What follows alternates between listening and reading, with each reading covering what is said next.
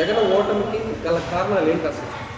అంటే దాని వెనకాల ఉన్న కుట్ర సార్ ఉందా? చాలా ఉంది. ఏ విధంగా అండి? ఇంత మోసంతో జరిగింది.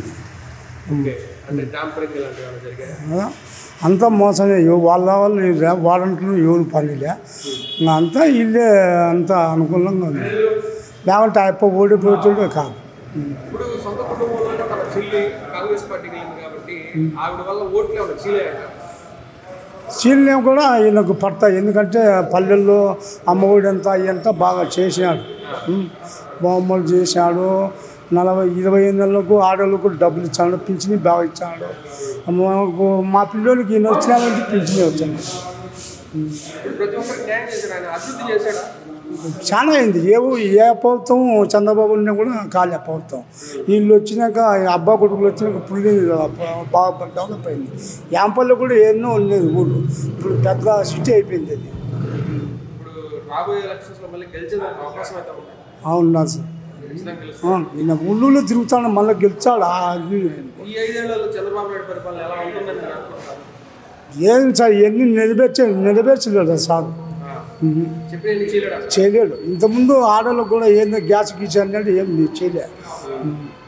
అన్నీ కొన్ని ఇచ్చి పెడతాడు. పులివెందుల ప్రాంత వాసిగా ఈ ఎలక్షన్స్ లో ఘోర పరాజయానికి గురయ్యారు జగన్. అది చూసిన తర్వాత ఎలా తక్కువ సీట్లు అంటే అక్కడ ఉన్న వాళ్ళ ఎమ్మెల్యేలు సంథింగ్ అంటే ఇతను బాగానే చేశాడు చేయడం అయితే. బట్ అయితే కన్నా అది ఎందుకు ఘోర ప్రయోజనం అయిపోయిందో కొంత వ్యక్తులను కూడా మాకు కూడా చాలా ఇబ్బందికరంగానే ఉంది. పాపం అందరికి చేశాడు చేయడం అయితే. అంత తక్కువ సీట్లు ఎందుకు వచ్చాడు?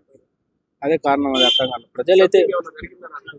అంటే ఇంతమంది కూటమి కదా, చాలా మంది. పవన్ కళ్యాణ్ అక్కడ సింగిల్ గా వచ్చి ఇతను ఎవరు ఎదుర్కోలేరు.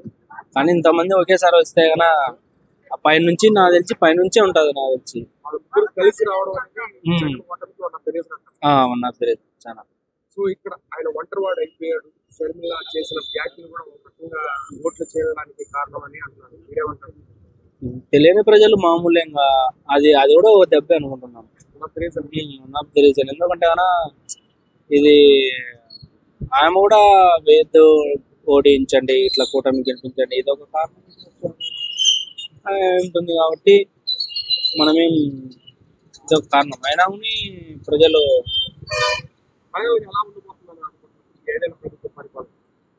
చూడాలి ఇంకా. ఎందుకంటే ఇప్పటికి 3 months ఏమవుతుంది కదా, చూడాలి. రీసెంట్ గా వచ్చింది వెయిట్ అండ్ సీ.